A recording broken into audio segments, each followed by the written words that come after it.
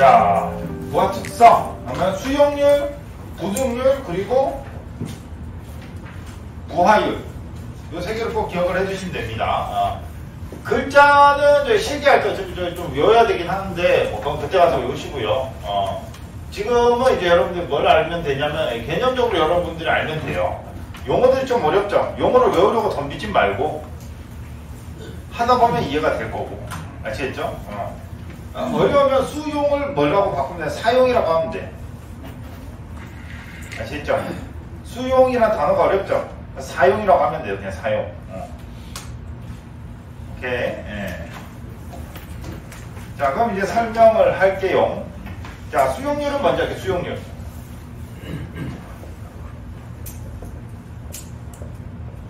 쉽게 말하면 여기 전부 다 뭐랑 관련이냐? 변압기 용량 선정과 관련이 있어요. 변압기 용량 선정. 오케이? 지금 부하 특성이라고 되어 있지만 엄밀한 변압기를 어떤 용량을 선정할 건지 그게 핵심이에요. 자, 그럼 여기 전등 부하가 있고요. 네? 그 다음 우리 물 쓰는 모터가 있어요. 모터 펌프가 있고, 그 다음 이제 에어컨 있고, 그 다음 이제 뭐 히터가 있어요. 히터. 이해가시나요? 그럼 전등 부하가 30, 모터가 좀 30 너무 크나? 좀 줄입시다. 전등 부하가 10, 뭐 모터가 20, 에어컨이 한 40, 히터가 30이요. 부하가 용량이. 단위는 굳이 안 적을게요. 그러면 전등, 모터, 에어컨, 히터를 쓰는 여기 뭐가 있을까요? 변압기가 있겠죠? 오케이? 그럼 변압기 용량 얼마로 해야 될까요? 요게 수용률. 변압기 용량 얼마로 해야 될까요? 대답을 해주시면 이제 기억이 오래 남을 거고, 참여를 빨리 해야지 기억이 오래 남습니다. 100. 여유는 주지 마요. 여유는 주지 말고. 딱 맞게 우리가 여유를 왜 줘? 저기 돈 넣자. 100. 맞아요? 네. 그럼 이제 여러분은 과소비를 하게 되는 거지. 왜? 전등, 모터, 어느 집이 에어컨이랑 히터랑 같이 틀어? 에어컨 틀면서 난방 해요? 안 하잖아. 그럼 둘 중에 하나만 쓴다고. 그렇죠? 그러면 전등, 모터, 물 쓰면서 에어컨 쓰면서 전등 쓸 수 있잖아요. 그렇죠? 아니면 물 쓰면서 전등 쓰면 히터 쓸 수 있죠? 근데 에어컨과 히터는 같이 안 쓰죠? 이해가시죠? 그러니까 요렇게 더하면 얼마예요? 70. 요렇게 더하면 60이죠? 그러니까 뭐에 맞춰서? 70에 맞춰서 변압기를 만드는 거지. 이해 가시나요? 그래서 저 변압기 용량은 100일 필요가 없고 얼마면 된다? 70이면 될 거 아니에요. 이해 가세요? 요게 수용률입니다. 즉 깔려있는 부하는 얼마죠? 총 용량이? 여러분 계산대로? 100이 깔려있죠? 근데 부하가 100이 깔려있다고 해서 변압기를 그 100에 맞춰서 깔아야 되냐? 그럴 필요는 없어요. 얼마만 쓰면 되죠? 70. 그게 수용률이에요. 수용률 몇 퍼센트? 70%가 되는 겁니다. 이해가시나요? 그래서 식을 보면 수용률이라고 하는 건 수용 설비 용량이 즉 사용 설비 용량, 부하 용량이에요. 즉 여기서 밑에 말하는 건 뭐냐? 방금 말했듯이 뭐예요? 그냥 깔려있는 부하를 의미하는 겁니다. 깔려있는 부하. 아시겠죠? 전체 그냥 부하 용량. 오케이? 실제로 쓰냐 안 쓰냐 그건 중요하지 않아. 그냥 깔려있는 부하. 그다음 위에 있는 거는 뭐예요? 그걸 조합해서 최대로 사용하는 용량을 의미하는 최대로 사용. 그래서 우리가 열심히 조합했을 때 최대로 써서 얼마 쓴다 했죠? 70 쓴다 했죠? 오케이? 그게 수용률이에요. 저게 피크 아니에요? 어떤 거? 최대 수용 저기 피크잖아요. 네. 피크가 꼭 있죠? 최대값.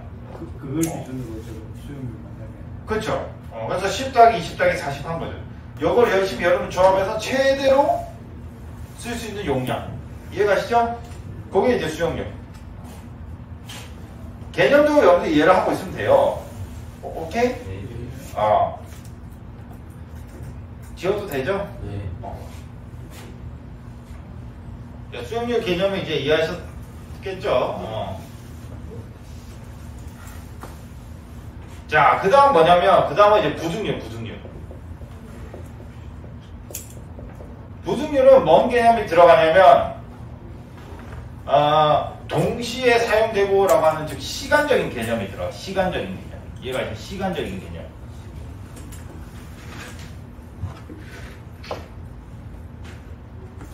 자, 여기가 A 건물이 있고 B 건물이 있고 C 건물이 있고 D 건물이 있어요. A 건물과 B 건물은 공장이에요. 공장. 이해가시죠? C는 이제 뭐 이렇게 건물인데 거의 술집이요. 나이트클럽이요. 술집.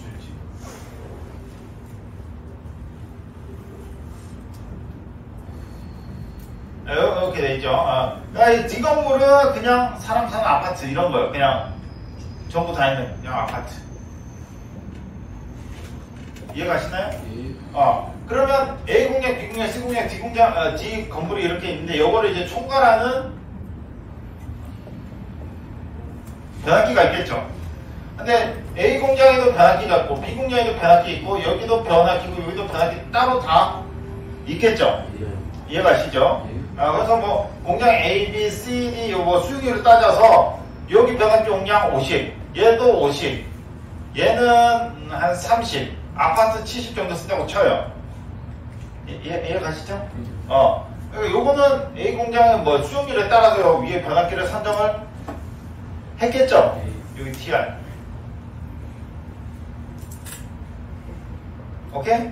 즉 TR들의 TR을 의미하는 거예요. 변압기들의 변압기. 오케이?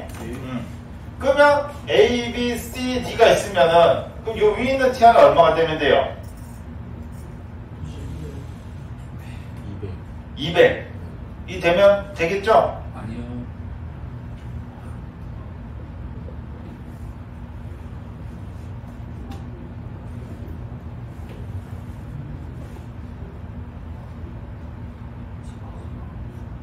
얼마? 음. 200이면 될 것 같죠? 200이면 아니 많이 100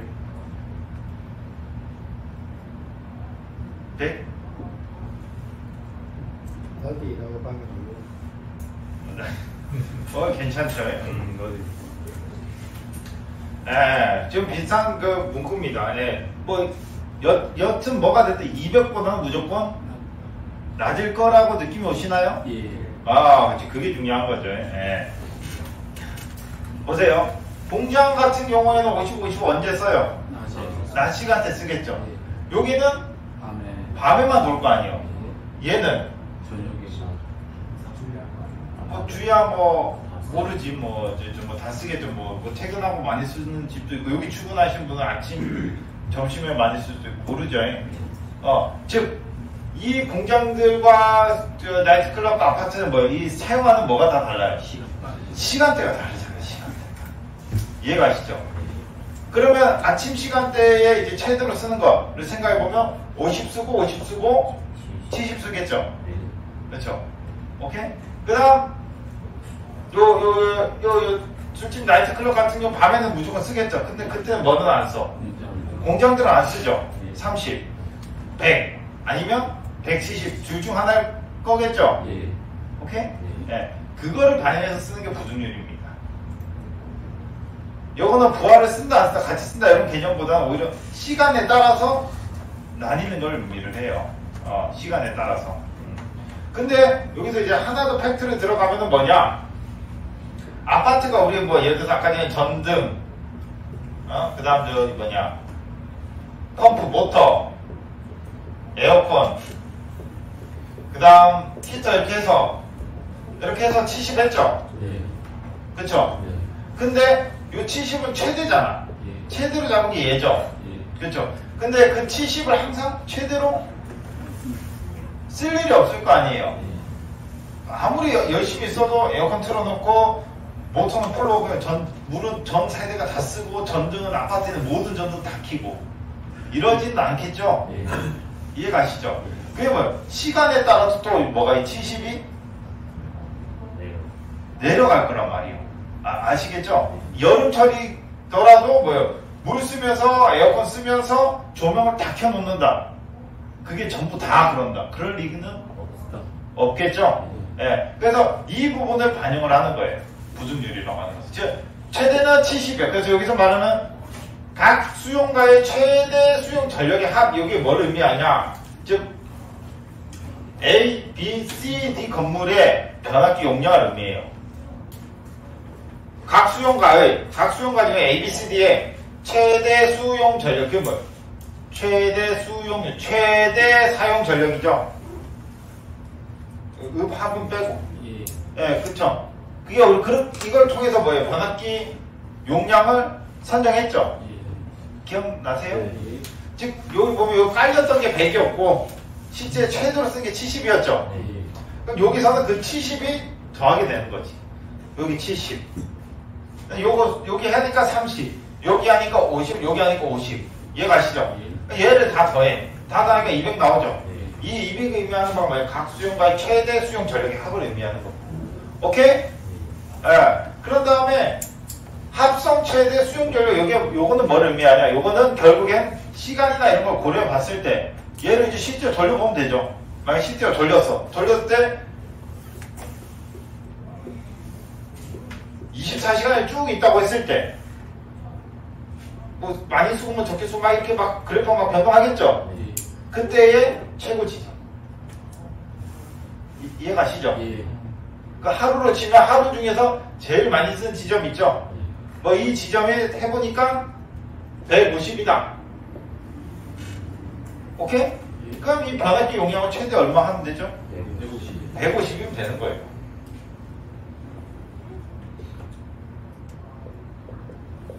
아시겠나요? 그러면 이 변압기를 선정할 때 뭘 보면서 선정을 해야 된다? 바로 이런 부등률을 보면서 선정을 해야 되는 거예요. 네. 요 밑에 있는 친구들 부등률 별로 볼 필요는 없죠? 왜냐면 그냥 이미 나왔으니까 50, 50, 30, 70. 근데 그 이상, 그 위의 변압기는 가격이 어디 왔다 갔다 하는 거야. 여기는 끼껴봤자 저기 뭐 100만원 단위가 왔다 갔다 하는 거고, 여기는 어기 왔다 갔다 해요. 그럼 조심해야겠죠? 그래서 200 하면은 이제 200억. 150 하면 이제 150억 이렇게 된단 말이에요. 50억이 뭐 A 이름도 아니고, 그렇게 되는 거죠. 그래서 그때부터 이제 부등률을 관리를 하기 시작하는 거죠. 그래서 부등률을 하는 것은 각 수용가의 최대 전력의 합이 200이었죠. 즉, 변압기들, 요 밑에 새끼 친 변압기들의 합, 분의 결국은 최대로 나오는 게 얼마다? 150이다. 이해가 있죠? 즉, 이 A, B, C, D, 여기, 요 지점에 전력을 측정하는 거죠, 여기. 전력을 측정을 해. 그러면 그래프가 이렇게 나오겠죠, 뭐, 이렇게. 오케이? 하루 동안 측정을 하는 거예요. 뭐, 1년이면 1년, 뭐, 한 달이면 1년. 그래서, 그때 다, 요 A, B, C, D를 다 더했을 때 제일 많이 쓰는 시간대가 딱 5시 30분쯤인 거지. 이해가시죠? 이 사람들은 이제 퇴근하기 직전이니까 일단 공장 돌리고, 여기는 이제 영업 준비하고, 여기는 이제 저녁밥 차리고, 이렇게 하면 그때 전기를 가장 많이 쓰더라. 언제 한 5시 반쯤. 그때가 피크 지점인가. 그거를 의미하는 게 합성 최대 사용 전력을 의미하는 거. 합성이라는 것은 A, B, C, D를 전부 다 합했다라는 의미죠. 그때 지점이 150이 나오더라. 그럼 부등률은 어떻게 되냐? 150분의 200이 되는 거죠.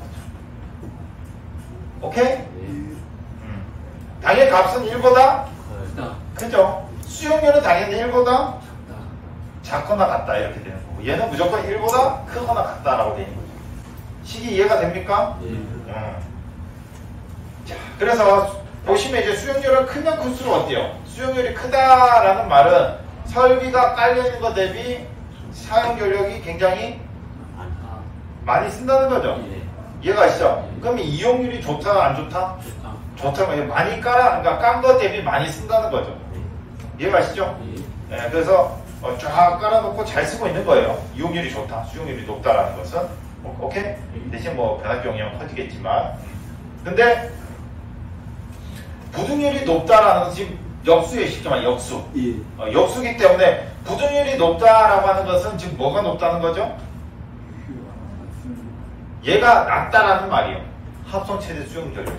지금 요렇게 50, 50, 30, 70 해서 다 하면 200이죠. 근데 요 지점을 딱 정리해 보니까 이게 피크치가 굉장히 낮은 거지. 이해가시죠? 피크치가 낮으니까 뭐 예를 들어 그냥 100이요. 피크치가. 그런데 여기 변압기는 100짜리만 깔면 되겠죠? 이해가시죠? 그러니까 변압기는 굉장히 싼 걸 쓸 수가 있지만 여기 깐 게 훨씬 더 용량 훨씬 많죠? 예. 근데 전체 쓰는 거는 100밖에 안 쓰니까 이용률은 낮은 걸로 돼요. 이해가시죠? 예. 그 개념 이제 이해하시면 됩니다.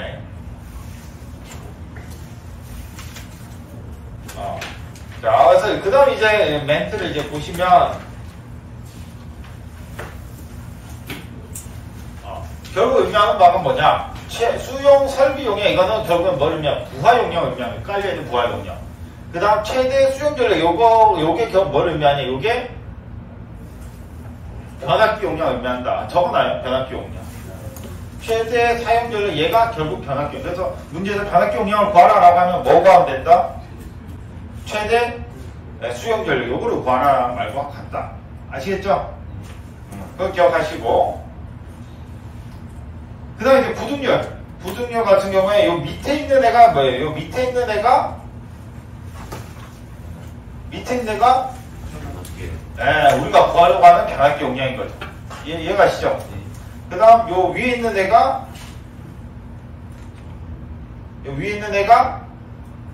그 새끼 변압기들의 용량의 합이라는 거지. 오케이?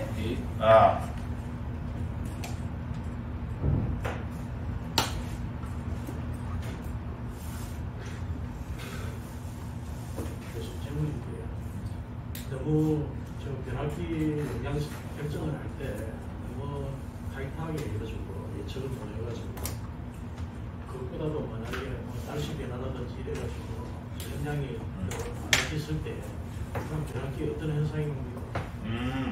기본적으로 그거는 이제 걱정 안 하셔도 되는 게 실제로 이거는 이제 배우는 용도고 실제로는 그 변압기 우리 사용해서 예측한 용량은 실제 설치하는 변압기 60%밖에 설치 안 해요. 여유를 40%를 줘요. 거의 40%, 30%. 그러니까 넘기가 힘들죠. 근데 만약에 혹시나도 넘으면 변압기가 이제 과 운전을 하게 되죠. 그러면 이제 전류가 많이 들어오게 되고 그에 따라서 선이 높죠. 그래가지고 만약에 변압기 용량을 만약에 정설해야 된다는 게 만약에 그런 게 있을 경우에 변압기 용량을 증설을 해야 된다. 변압기를 전체를 바꿔야 됩니까? 아니면 정설을 하는 게 추가로 뭐 다른 방법이 있습니까? 변압기 똑같은 거 병렬로 하나 더 설치하면 되죠. 변압기 똑같은 거 하나 더 증설을 해서 병렬로 아까 뱅킹 방식처럼 증설해서 쓰던가 아니면은 그냥 그 변압기를 떼고 새 거는 그러니까 변압기 이미 거기 공략 여러 개가 있어요. 3개가 있어요. 그러면 하나 추가하는 게 더 나을 거고 하나밖에 없는 공장이야. 그러면 왜냐면 하나 더 추가하면 그에 따라서 보호 방식이나 이런 게 또 다 추가 돈이 더 들거든요. 선로나 이런 게. 그러니까 하나만 쓸 때는 그냥 걔 떼고 그냥 그 큰 놈을 다시 바꾸고 그에 맞춰서 보호 방식 이미 똑같으니까 세트값만 바꾸면 되거든요. 그렇게 하는 거예요. 그래서 근데 이게 더 싸죠. 하나 있으면. 증설을 한다라고. 근데 이제 증설하는 그 사이즈가 어떤 애에 따라 다르죠. 뭐 증설한다고 해서 이제 사무실에 컴퓨터 한 2대 더 놓고 이런 거는 이제 증설하기가 좀 그렇고, 말 그대로 A동을 해서 변압기인데 B동을 하나 더 만든다라고 하면 변압기를 별도로 설치 다 하고 합산해서 그 위에 변압기 하나 더 하는 건 맞죠. 그 정도 사이즈 증설입니다. 이해가시죠?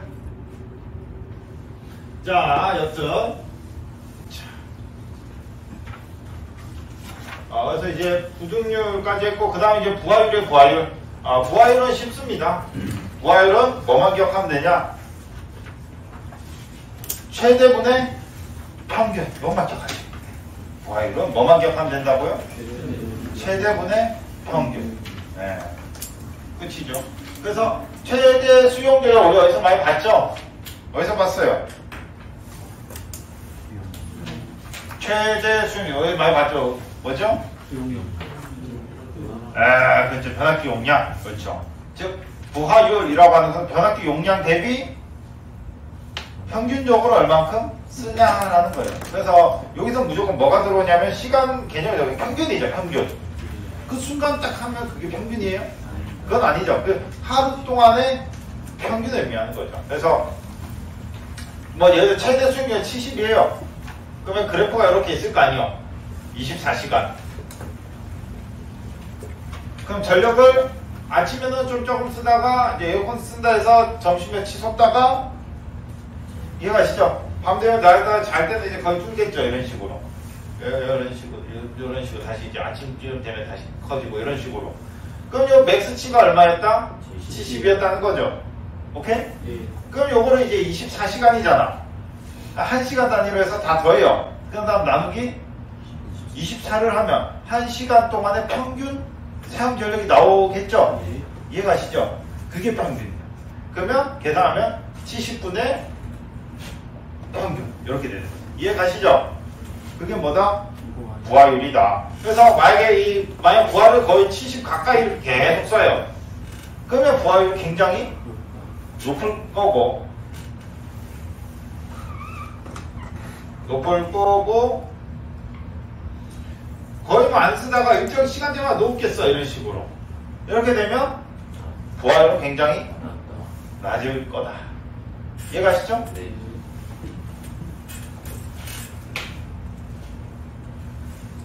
오케이? 예. 그래서 만약에 공장이 막 이런 식으로 쓴다라고 하면 설비를 굉장히 안 좋게 쓰고 있는 거죠. 즉, 여기 쓰는 거 깨끗해봤자 10, 20밖에 안 써. 근데 어느 순간 70을 써요. 그럼 변압기는 어쩔 수 없이 70으로 맞춰 써야 되잖아. 그러면 변압기만 70에 맞춰 쓰냐? 그게 아니에요. 거기 깔려있는 모든 솔로가 다 70에 맞춰서 다 깔아야 돼요. 그렇겠죠? 그 한순간을 위해서. 그럼 굉장히 비효율적이죠. 그래서 만약에 이제 공장 쪽에서 이런 걸 이제 컨설팅, 전력 컨설팅 이런 걸 한다 하면 그런 데는 되게 쪼개라 하지. 뭐, 요 섹터 하나랑 방금 본 요 섹터 하나. 쪼개라고 하죠. 그게 훨씬 더 이득이니까. 아시겠죠? 예.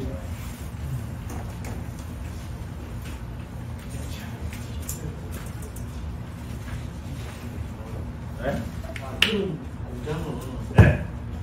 욕심이 있지 말고 네. 이 많을 때는 하청을 보내는 게 낫다고. 그렇죠? 이제 그 증설, 근데 이제 그런 거는 이제 전략적으로 이제 돈을 따져봐야죠. 냉정하게 얘기하면은 전기에서 이제 제일 중요한 거는 이제 안정성, 두 번째는 경제성이에요. 근데 이런 공장이 한 순간에 일이 몰리고 그런다 해서 전기 증설 다 하면 솔직히 말하면 손해죠. 1년을 봤을 때. 왜냐면 한전이나 계약하고 이런 것도 전부 다 그에 따라서 할 테니까. 정말 아니면 적어도 48시간 초과 안 하면은 그거 안 됩니다. 어떤 거요?